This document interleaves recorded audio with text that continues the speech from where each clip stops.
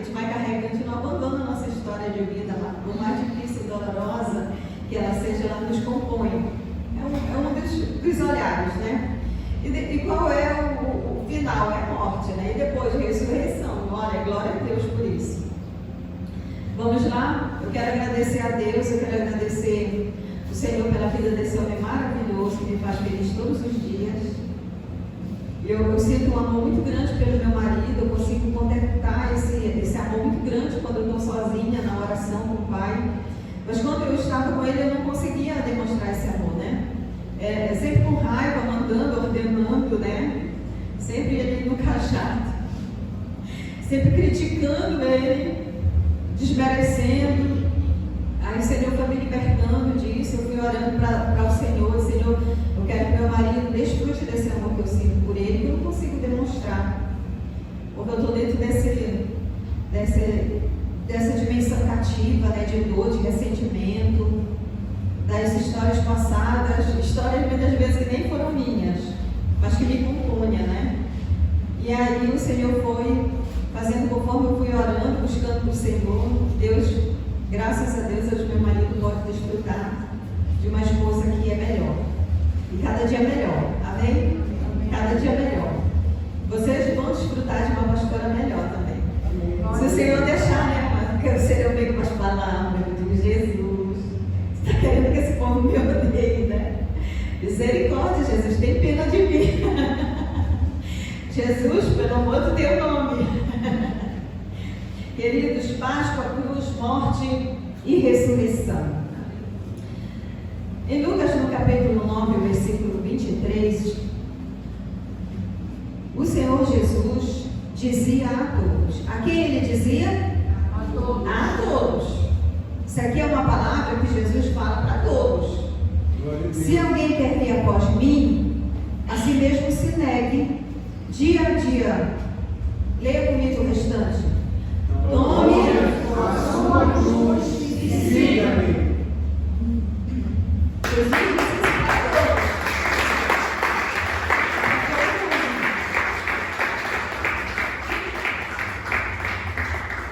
Vamos então elevar o trono da graça a nossa oração. Amém? Amém. Vamos orar ao nosso Pai. Coloca teu coração, abre. Deixa o Pai ministrar, deixa o Espírito Santo encontrar em liberdade para falar profundamente no teu coração.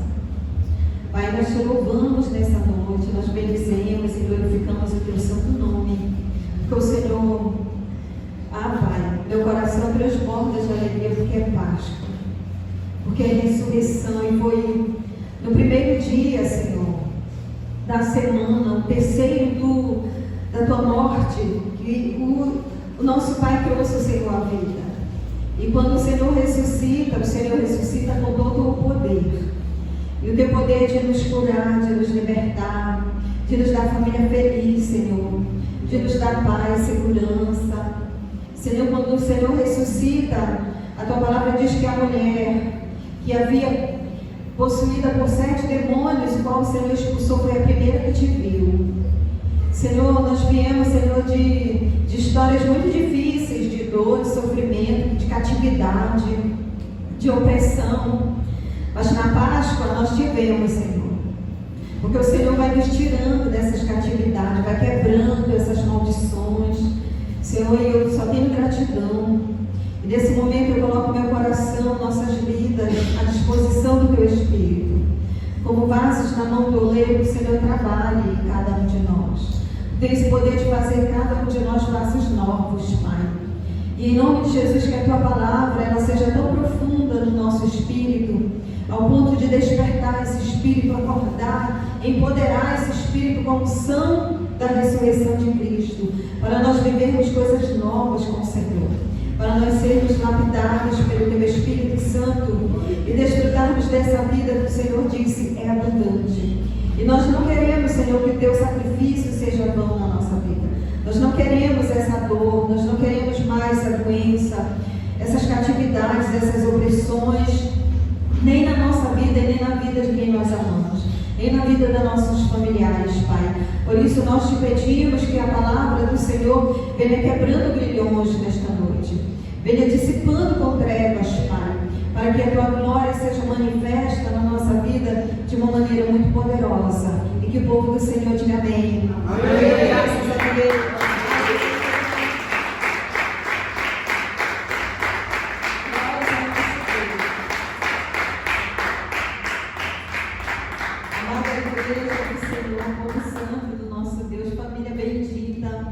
Aqueles que foram comprados, nós não somos de nós mesmos, o nosso corpo não é nosso, e nada que nós temos também. Tudo veio das mãos do Senhor, tudo é dele. Ele é absoluto, ele é o Todo-Poderoso. Na sua ressurreição ele recebe todo o poder. Então tudo é dele, nós nos prostramos diante dele. E alegro-me por ter cada um de vocês aqui conosco, brilhando mais este ano, entrando nessa Páscoa maravilhosa. Para de Páscoa em Páscoa nós vamos percebendo quanto nós vamos ser transformados e lapidados pelo nosso Deus, para que cada Páscoa a gente possa uma porção do nosso espírito ressuscitar junto com Cristo, e assim nós vamos nos tornando plenos nele. É vontade do Senhor isso para a nossa vida, é plano dele. Amém? E nós precisamos deixar que o Senhor faça isso na nossa vida. Então, qual é o final desse caminhar de cruz? É a morte. Mas a morte de quê, pastora? O apóstolo Paulo, ele fala em Colossenses no capítulo 3, nós vamos ler o versículo 5 e o versículo 8, em casa você pode ler todo o capítulo, fica à vontade, porque é maravilhoso. Ele diz assim: fazer morrer a vossa natureza terrena. E aqui ele dá uma lista, ele diz: é prostituição, impureza, paixão lasciva, desejo maligno e a avareza, que é idolatria. Despojai-vos de tudo isso: ira, indignação, maldade, maledicência, linguagem obscena no vosso falar. Então essas coisas e muitas outras, o Senhor ele ordena, é ordem do Senhor, não é uma sugestão, é uma ordem. Ele diz: faça morrer.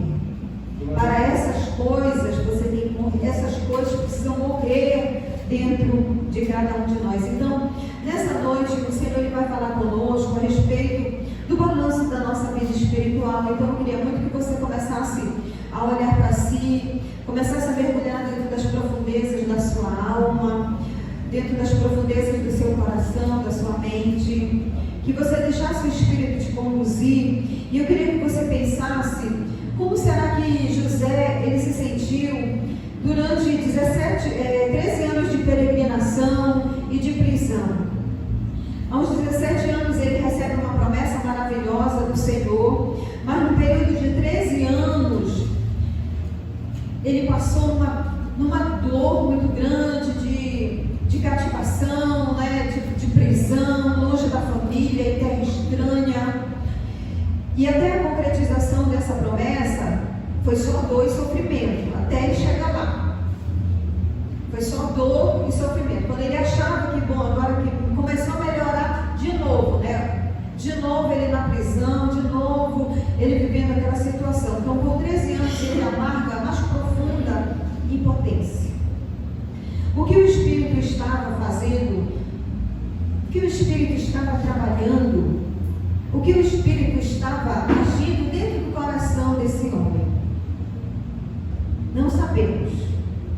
Moisés, no ápice dos seus 40 anos, né, quando ele tinha força, estratégia e condições de enfrentar Faraó, o Senhor pega ele, leva para a terra de Midian, e por 40 anos ele fica apacentando ovelhas.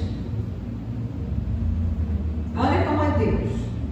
Então, quando aos 80 anos, ele já não tinha mais força nenhuma. E aí, então, que o Senhor chega com ele, você já pode imaginar uma pessoa de 80 anos, né? Conseguimos imaginar. Porque nós temos familiares, pessoas conhecidas nessa idade. Foi nessa idade, dos 80 anos, quando o vigor, né, a juventude, a força, né, até a mente já começa a ficar deficiente, já começa a falhar, né? O Senhor chama ele e diz: agora você vai para Faraó, você fala para ele libertar o meu povo. Então, durante 40 anos, o Espírito trabalhou coisas dentro do coração desse homem. Quando Jó estava no seu ápice, né, o homem mais rico do mundo na época, ele perdeu tudo. Ele perdeu saúde, ele perdeu filho, ele perdeu bens, ele perdeu o respeito da sua esposa, o amor dessa mulher. e se sente muito abandonado. Mais ou menos durante 9 meses, né? Entre 6 e 9 meses, os historiadores dizem, vocês estão rindo, né? Que ele estava em chagas, e nesse período, era o período que o Senhor estava trabalhando algo dentro do coração desse homem. Davi, ele foi um homem consagrado, menino ainda no Senhor, adolescente. Davi é um adolescente quando ele é consagrado por um profeta, primeiro profeta empoderado, né, por Deus, que era Samuel. E ele passa 9 anos da vida desse menino sendo perseguido por Saul. Por 9 anos ele foi provado por Deus se ele levantaria, né, em rebeldia contra a sua paternidade ou não. Se ele deixaria se domar, né, ou se tomar pela justiça própria ou não. Até que algo morresse dentro dele. Então foi esse evangelho que nós decidimos viver. Foi esse evangelho que Jesus propôs para nós. O evangelho onde o poder pertence somente a Deus. E há um orgulho tão grande na humanidade, né, nas pessoas, que se Deus demora muito para fazer aquilo que elas desejam, os motivos de oração, aí elas também mudam de sonho. Veja, tal é o orgulho do ser humano. Só porque Deus não fez naquele ano que ela botou lá no projeto de vida, também ela abandona. Aí no ano seguinte ela faz outra coisa, vai sonhar outra coisa. Ela muda de sonho só para não ficar à mercê do Senhor. Se passa humilhação no emprego, ela larga o trabalho. Se na casa ela está passando ali aquelas crises que todo casamento passa para poder ser lapidado, aí também ela separa, ela pede o divórcio, vai embora. Na igreja, ela também não aceita a paternidade espiritual e aí ela também vai embora, ela abandona a igreja. E enquanto isso ela não vai deixando o Senhor ir arrancando, não vai deixando o Senhor ir trabalhando aqui, porque Ele tem para ir trabalhando dentro de cada um de nós. Eu tenho as minhas questões, você tem as suas, e é muito difícil nós chegarmos diante de Deus e assumir que existe uma dimensão, um compartimento, uma parte de prostituição. É muito difícil chegar diante do Senhor e reconhecer que há impureza, que há lascívia. É muito difícil chegar diante de Deus e dizer: Senhor, eu sou avarenta. Eu sou avarenta, eu sou. Idolatria, então, todo mundo vive aí na idolatria, mas ninguém sabe o que é isso. Ira, indignação, as pessoas elas se rasgam em indignação contra várias coisas. Maldade, linguagem obscena, soberba. Conheci uma pastora que a boca dela é uma coisa mais incrível do mundo. Acredite, não era da palavra que ela falava. E é muito difícil, querido, nós ficarmos como Jó. Quando ele começou a sofrer todas as perdas, a Bíblia declara que ele fica com os 3 amigos que chegam para consolar ele por 7 dias em silêncio. 7 dias. Como é difícil, né? A gente chegar diante de Deus e ficar em silêncio. Deixando Ele trabalhar dentro de nós. Deixando Ele conversando, né? Arrancando dentro de nós essas coisas que precisam ser arrancadas. Nossa, que silêncio ficou dentro da igreja agora, né? Peraí que a gente já vai cantar daqui a pouco, tá? Hoje, amados, os crentes eles têm a opção do evangelho da prosperidade, o evangelho da barganha, da troca, né? Hoje os crentes têm essa opção. E esse evangelho, né, da teologia da prosperidade é uma realidade, amada. A gente só não pode viver só nisso, né? Claro que Deus tem prosperidade, querido, e muita. E é muito mais difícil a pessoa dizer: eu tenho que morrer. É mais fácil dizer, eu tenho que conquistar. E aí ela não para nunca, porque ela correndo atrás do vento. Você vai uma pessoa grande no mundo, conquistar a coisa do mundo, né? E nesta igreja, nós escolhemos com o nosso Deus e Pai que nós íamos viver esse evangelho que Ele propõe. O evangelho que faz morrer a natureza da carne. Glória a Deus. Por que será que José passou 13 anos sofrendo injustiça? Até que a natureza carnal dele pudesse morrer, para o Senhor colocar ele num lugar que era puro mundo. Puro. E ele não poderia ter resquício de um mundo dentro dele, porque senão ele se perderia. Ia sair do propósito do Senhor. A maioria dos crentes vem à igreja pegar a gasolina que elas recebem no altar para levar para o mundo. Quando a gente ministra que a pessoa tem que morrer na carne, porque esse é o evangelho que o Senhor nos propõe, a pessoa diz: pastora, o Senhor me mostrou que eu tenho que sair da igreja, porque Ele tem outra igreja para mim, no ministério, vou fazer uma grande obra lá. Davi disse: aconteça o que acontecer, eu não vou levantar a minha mão contra a minha paternidade espiritual. Ele esperou na justiça de Deus. E a justiça de Deus demorou 10 anos para acontecer. José ficou na prisão até ser um crente com maturidade espiritual. Jó ficou em chagas até entender que todo poder pertence a Deus. Que não há poder pessoal, que não há alta importância e muito menos justiça própria. Em 2 Coríntios 12, dos versos de 7 a 10, diz: e para não me ensoberbecesse com a grandeza das revelações, seu apóstolo Paulo fazendo uma declaração pessoal. Ele disse: foi-me posto um espinho na carne, mensageiro de Satanás, para me esbofetear, a fim de que não me exalte. Por causa disto, 3 vezes pedi ao Senhor que afastasse de mim. Então ele me disse: a minha graça te basta, porque o poder se aperfeiçoa na fraqueza. Então, quando ele compreende a revelação do Senhor, a Bíblia não diz que em algum momento o Senhor tirou esse espinho na carne. Provavelmente ele morreu com esse espinho na carne. E ele então diz de boa vontade: eu mais me gloriarei nas fraquezas, para que sobre mim repouse o poder de Cristo, pelo que sinto prazer nas fraquezas, nas injúrias, nas necessidades, nas perseguições, nas angústias. Preste atenção, ele está dizendo que ele tem prazer nessas coisas.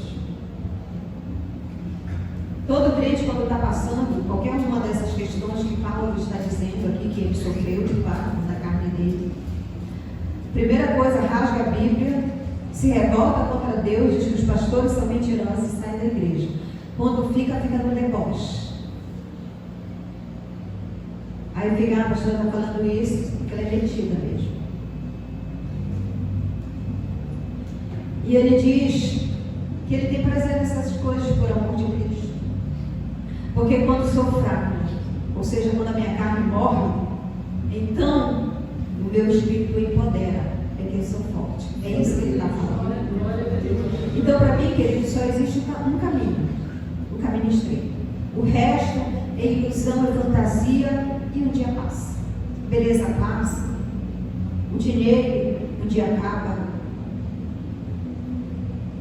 O móvel lindo, o carro maravilhoso, você vai ter que trocar porque ele vai virar ferrugem. De Páscoa a Páscoa, o Senhor nos convida a morrer na carne. De Páscoa a Páscoa, precisa acontecer a morte do nosso ego, dos desejos pecaminosos e fantasiosos dessa mente vaidosa. Eu agradeço muito meu marido por todas as vezes que ele diz para mim: você está errado. Isso é muito valioso para mim. Eu gosto muito. Porque mesmo quando eu digo para ele: desculpa, não, eu estou certo, depois eu vou refletir e mudo.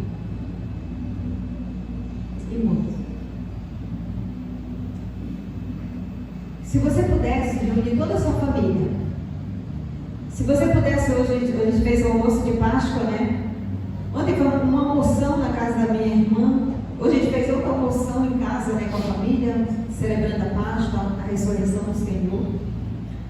E eu, celebrando por você, Senhor, tenho marido, filhos, genro, neto, para celebrar a Páscoa contigo, porque o Senhor quebrou o meu destino maligno, destruidor para a minha vida. Eu tenho motivo para celebrar a Páscoa.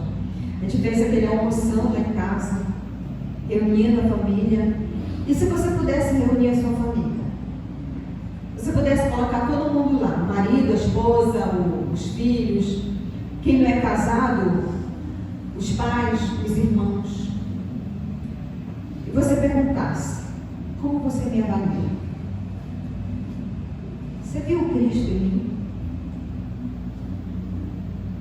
Da Páscoa passada para essa Páscoa, você viu Cristo em mim?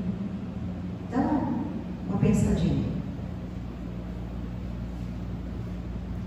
Se a resposta for não vi, seu ano foi perdido, infelizmente. Tudo que você construiu não vale nada, porque é mundo. E se você examina você mesmo, agora se examinando, pensando, refletindo, você pode dizer hoje, eu perdoo mais. Hoje eu sou uma pessoa que eu amo mais. Hoje eu sou uma pessoa mais bondosa, mais generosa, mais altruísta. Eu consigo tirar o olho do meu umbigo para pensar nas pessoas. Será que hoje eu estou melhor do que há um ano atrás? Se você se tornou essa pessoa melhor, sabe o que fez isso? A cadeia de José, as chagas de Jó, a caverna solitária de Davi e as noites frias que Moisés passou no deserto. Em algum desses estágios você entrou. E é assim que Deus trabalha, querido. Assim que Deus trabalhou com todos esses homens, será que conosco seria diferente? Eu posso dizer para vocês, eu fui moída, despedaçada. Eu sei o que eu vivi nesse ano. Eu sei como o Senhor foi liberando sobre mim porções de revelação em revelação. E eu fui chorando diante dele, dizendo, Senhor, quando tu me julgas, tu estás certo. Quando tu me condenas, eu sinto, porque tu tens razão. E eu fui deixando. O Senhor quebrando, né, a crista, né, assim que a mamãe falava. Fui deixando. Imagina que você vir para a igreja só porque você quer muito Cristo. Imagina só você sair da sua casa com um único desejo. Eu quero muito vir para a minha igreja, porque eu quero que o Senhor arranque toda essa vaidade de dentro de mim. Sair de casa com isso. Quero muito, Senhor, que tu arranque de dentro de mim isso. A única motivação, Senhor, para eu ir para a tua casa, a gente que esteve nesses 3 dias sabe, que a gente viveu. Quero muito, Senhor, porque eu preciso dessa cura, eu preciso dessa libertação. Preciso muito que o Senhor arranque de dentro de mim. Preciso muito que a minha família olhe para mim e diga, eu vejo Cristo em você. Eu quero muito, Senhor. Já imaginou, querido, se a gente conseguisse, né, sair de casa só para isso? Só para isso. Em Mateus, no capítulo 7, versículo 13 e 14, o Senhor disse, entrem pela porta estreita, pois larga é a porta e amplo o caminho que leva à perdição, e são muitos, olha, querido, mas são muitos mesmo, os que entram por ela. Como é estreita a porta e apertado o caminho que leva à vida, são poucos, são pouquíssimos, mas pouco mesmo, os que a encontram. E esse caminho estreito é ele que constrói coisas, bens, riquezas que o ladrão rouba, que a traça não corrói. É esse caminho estreito, querido. É esse caminho estreito. O Senhor te trouxe aqui para você fazer um balanço da sua vida espiritual e se perguntar, estou mais fiel? Eu não estou nem contando com os 30 anos que você já tem andando para a igreja. Estou dizendo só da Páscoa passada para esta. Estamos nem indo, né? Será que eu estou mais humilde? Estou mais fiel, estou mais arrependido? Eu tenho me movido em honra?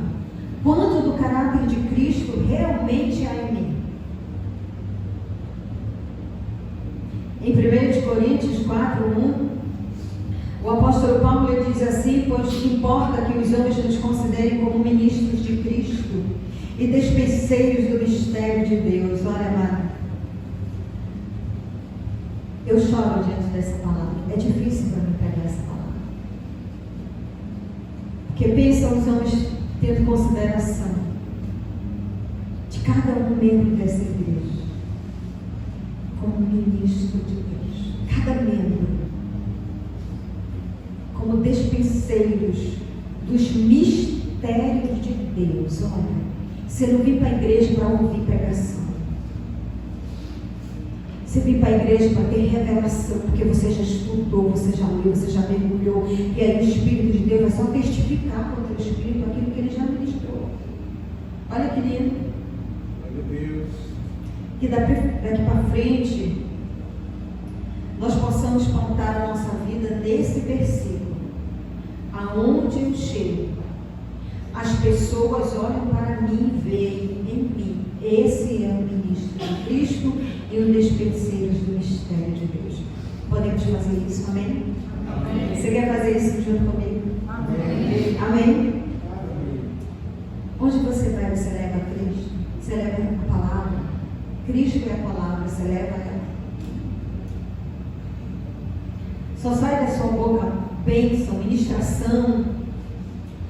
As pessoas veem Cristo, né? Essa é a pergunta que nós temos que fazer. Porque ele ressuscitou e ele está onde? Para onde que ele foi quando ele ressuscitou? Será que as pessoas veem Cristo em mim? Uma pergunta, né, que a gente tem que se fazer. As pessoas que mais convivem com você, será que elas podem dizer: nossa, você não está com raiva? Você não vai revidar, não vai responder? Não acredito que você é tão fiel assim. Não acredito que você é uma pessoa tão íntegra assim. Não vai falar mal do chefe? Ah, não acredito que só tu é otário. De outro tipo de coisa. Quando a gente se posiciona dentro da palavra do nosso Deus. No verso 2 ele diz: ora, além disso, o que se requer dos despenseiros é que cada um deles seja encontrado fiel. É uma coisa que a gente precisa pensar, né? Será que o meu chefe, minha chefe lá no trabalho, meus clientes, meus pastores, meus pais, meus familiares, será que pode falar: esta é uma pessoa fiel? Glória a Deus. Será que as pessoas que mais convivem com você podem dizer isso de você? Esse é o caminho estreito, querido. Pouca gente se anima para ir passar por ele. Vai falar: não, largão não é legal. Né? Largão não é legal? É legal, não tem espírito nenhum. Largão é fácil. Tem muita igreja que é caminho largo. Só que a gente decidiu nessa igreja aqui, numa conversa que eu tive com o Senhor. Eu disse: tá bom, Senhor, uma conversa séria. Ele disse: olha, vai ficar bem pouquinho, você aguenta? Eu disse: é para ir para o caminho estreito? Então tá. Vai ficar uns aí, mas vai ter que aguentar. Tá bom, Senhor, eu estou suportando. Quando eu quero, Senhor, olha que eu te falei: tá, Senhor, você está me entregando, eu sei, eu aguento. O Pai nos convida a deixarmos um rastro por onde a gente passa, que as pessoas possam dizer: essa é uma pessoa fiel, eu posso testemunhar dela. Que lindo isso, né? Que lindo isso. As pessoas com quem a gente trabalha, nossos vizinhos, nossos familiares, ter testemunho da gente, né? Que maravilhoso que é. A pessoa pode dizer: vai ser uma pessoa fiel, confiável. Como despenseiros da graça, será que o Senhor tem nos encontrado fiel? Em João 13:1, o Senhor disse: ora, antes da festa da Páscoa, sabendo Jesus que era chegada a sua hora de passar deste mundo para o Pai, tendo amado os seus que estavam no mundo, amou-os até o fim. O nosso Deus, querido, é bom que você saiba disso, ele não resolve nada com abandono. É por isso que muitas vezes a vida está tão ruim. Sabe por quê? A pior coisa que pode acontecer com determinados crentes é Deus botar dinheiro na mão dele. É ele viver dizendo assim, eu sou feliz, e vai dar ruim. Tem crente que não pode ser feliz, não pode ter mesa farta, não pode ter saúde, não pode ter dinheiro, não pode. Isso é a pior coisa que pode acontecer. Aí Deus não abandona, aí ele vai mantém no deserto. Por quê? Porque ele não abandona. Mas nós, por causa do nosso egoísmo e vaidade, resolvemos tudo com abandono. Tudo mesmo. Abandona a família, abandona os filhos, abandona o sonho, abandona o casamento, abandona a amizade, abandona o ministério, abandona o chamado, abandona o talento, abandona até a oração. A gente resolve tudo na vida com abandono. Já prestou atenção, queridos? O nosso Deus não resolve nada com abandono. É por isso que muitas vezes tem crente que só vive no sofrimento, só na tribulação. Não pode sair disso, porque se sair se perde. Aí não deixa alternativa para o pai. É o pai que vive espantando o filho para ele se tornar bandido, entende? É melhor apanhar do pai do que apanhar do bandido. Quando a gente cresceu, era isso que a gente ouvia. Não, vou te bater aqui para a gente não apanhar na polícia. Acredite, Deus faz a mesma coisa. Melhor apanhar de mim do que o demônio te levar para o inferno. Então vai ficar aqui, apanhando. Será que seremos encontrados pelo nosso Deus como despenseiros fiéis? Esse é um caminho muito difícil que todas as pessoas escolhem trilhar, porque o caminho largo ele é muito legal, gente. O caminho largo você não tem que prestar conta, faz o que quer, desce do púlpito, vai para a fornicação, para a prostituição. Né? É fácil, é legal esse caminho. Acredite, até Jesus aprendeu a obediência pelas coisas que sofreu. Você acha que com você vai ser diferente? Sabe o que Jesus fez enquanto ele estava no túmulo? Vamos melhorar a mensagem, né? Está muito ruim, vamos melhorar aqui para a gente encerrar. Em 1 de Pedro, no capítulo 3, versículo 18 a 22, nos diz que Cristo morreu uma única vez. Tá? Não precisa mais estar fazendo sacrifício.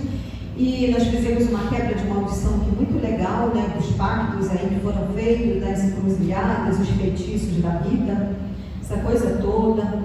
Nenhum sacrifício, amado, é superior ao sacrifício da cruz de Cristo. Então, não importa o caminho que você tenha entrado, quantos abortos você fez, o sangue de Jesus é superior. Amém? E a gente fez um trabalho muito lindo, o Espírito Santo fez aqui conosco, e eu dou muitas graças ao nosso Deus. Ele morreu uma única vez pelos pecados, o justo pelos injustos. Amado, você vai ter de chorar. Para conduzir-nos a Deus.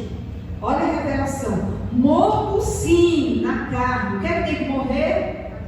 O que o apóstolo diz fazer morrer? A carne. Morto sim na carne, mas vivificado aonde? No Espírito. O que é que tem que acordar, despertar, empoderar, tomar o governo da sua vida? O Espírito, amado. É o Espírito. Foi o que aconteceu com o Senhor. No verso 19, no qual também foi, olha que ele foi. Você pensa que Jesus estava lá só no túmulo?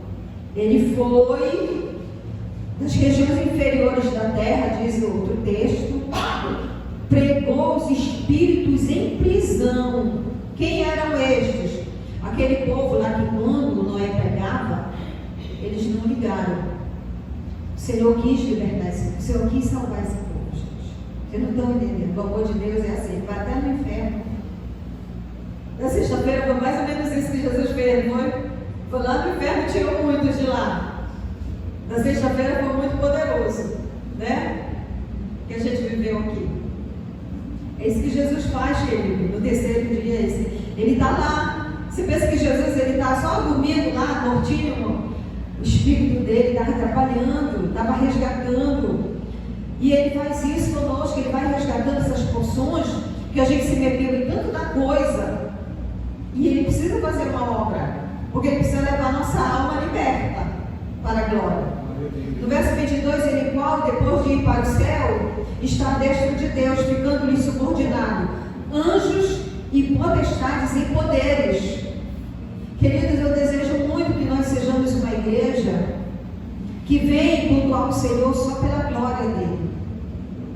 Como a gente esteve nesses 3 dias aqui. Hoje é o 4º dia que a gente está na igreja, só pela glória dele. A gente veio só por ele. Não tinha nenhuma promessa, mas no final ele fez a promessa. Não foi? No final Deus liberou sobre nós promessa, como igreja individual. Olha que maravilha. Senhor Deus, ele é maravilhoso. Que a gente busque o Senhor só pela glória e pela justiça dele. Eu quero terminar lendo com vocês esses versículos, que está em Efésios, no capítulo 1, dos versos 17 a 23, que nos diz: para que o Deus de nosso Senhor Jesus Cristo, o Pai da glória, vos conceda espírito de sabedoria. Essa é a bênção que o Senhor deixa nessa Páscoa para você. Espírito de sabedoria e revelação no pleno conhecimento dele. Iluminado os olhos do vosso coração, para saberdes qual é a esperança do seu chamamento, qual a riqueza da glória da sua herança nos santos, e qual a suprema grandeza do seu poder para os que cremos, não só para os que duvidam, para os que creem, amém? Segundo a eficácia da força do seu poder em Cristo, ressuscitando-o dentre os mortos e fazendo-o assentar à sua direita nos lugares celestiais.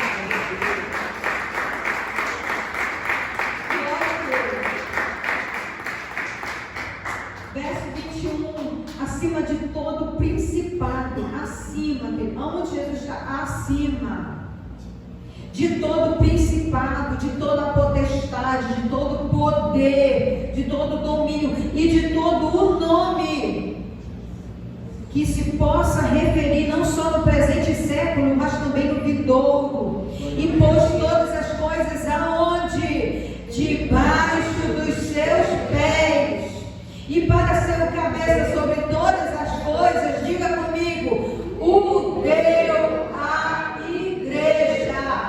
Você não está entendendo, amado? Deus deu Cristo como cabeça da igreja, e Cristo empoderou essa igreja. Cristo liberou poder para a igreja. O poder de quando o diabo vem com as artimanhas dele, sabe, para destruir o casamento, você não aceita. Por quê? Porque Jesus ressuscitou. Quando o diabo vem com a doença, você diz, ele tomou sobre si naquela cruz. Ele levou. Quando o diabo vem com a miséria, você diz, ele se fez pobre, para que pela sua pobreza eu me tornasse rica. É só você morrer a carne. Só você morrer aquelas coisas que dão certo. Estou te dizendo, amado, confia. Confia, você vai sair desse lugar. Amém? Deus deu poder para a igreja. Poder de quê? De você ser feliz. Eles têm uma coisa que Deus nos criou, é para a gente ser feliz. Por isso que quando o homem nasceu, quando ele foi criado de Deus, ele foi colocado no paraíso. Não foi no estresse, não foi no caos, não foi na falta, foi no paraíso. Aleluia. Deu uma mulher bonitona para esse homem. Olha a mulher bonitona desse homem. Olha esse meninão que Deus deu para essa mulher. Aleluia. Para quê? Para viver em comum. E Deus empoderou. E Deus disse assim, agora vocês vão dominar, governar. Vocês vão possuir a terra.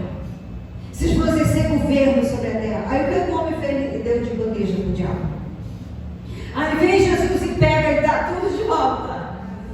Por quê? Porque ele não resolve as coisas com abandono. Glória a Deus. Ele poderia ter dito, não querem paraíso, querem o caos, tudo bem, vão para lá, vão para o inferno. Deus não resolve nada com abandono. Jesus amou quando você odiava ele, quando você era inimigo dele. Nós estávamos perdidão aí no mundo, na macumba, na prostituição, muitos nas drogas, muitos de nós mentindo, dando calote nos outros, enganando. Muitos de nós estamos lá no carnaval, pulando, saltando. Era assim que a gente vivia, queridos. Ele olhou e poderia dizer, tá, vai para o inferno. Ele não mandou. Isso é uma coisa que você precisa entender, que Ele não mandou. Glória a Deus. Se você não está na plenitude do poder que Ele te entregou, Aleluia. corre para os pés dele, querido, e vai deixar que Ele te conduza. Arrancar de dentro de você o que Ele precisa arrancar. Glória a Deus. Porque Ele deu paraíso para nós. Não foi o caos. Ele deu a igreja, a qual é o seu corpo. O corpo de Cristo não pode estar na prostituição, gente, pelo amor de Deus. Pode estar na fornicação. O corpo de Cristo pode estar na palavra obscena, na lascívia, naquela coisa toda lá que a gente já leu, na ira, naquela coisa toda, uma pequenininha lista que a gente leu, né, que é muito maior que isso. O corpo de Cristo é a plenitude daquele que a tudo enche em todas as coisas. Eu quero muito que você saia daqui dizendo: morri. Quem morreu? Diga amém. Amém. Agora você vai dizer: ressuscitei em Cristo Jesus. Ressuscitou em Cristo Jesus. Quando ele saiu do túmulo, ele saiu, querido, com os espíritos que estavam lá em cadeias. E ele foi para onde? Para o céu, para a destra de Deus Pai. E ele disse: todo esse poder da igreja, você tem esse poder para reinar, para governar. Sair da todo, vir de mim.